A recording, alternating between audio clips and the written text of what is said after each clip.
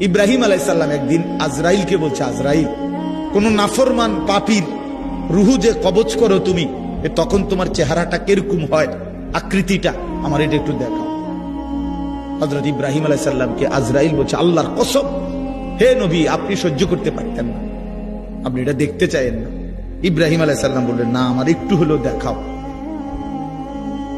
তো আজরাইল এই বিভৎস আকৃতি, মানে নাফরমানের জান কবজ করার সময় উনার যে চেহারার আকৃতি হয়, এই চেহারাটা ধরে ইব্রাহিম আলাইহিস সালামকে দেখাইলেন। বিশ্বাস করেন, এই কিতাবে আছে, ইমাম কুরতুবীর কিতাব। ইব্রাহিম আলাইহিস সালাম একটা চিৎকার মাইরা বেহুশ হয়ে গেছে। হুঁশ আসার পরে ইব্রাহিম আলাইহিস সালাম বললেন, আল্লাহর কসম, আয় আল্লাহ, মালিক আপনার কসম, কবরের আযাব, জাহান্নামের আযাব কোন নাফরমানের জন্য কিছুই লাগবে না, শুধু আজরাইলের এই ভয়ানক দৃশ্য জান কবজের সময় একবার দেখলেই তার সারা জিন্দেগীর নাফরমানির শাস্তির জন্য এটাই যথেষ্ট।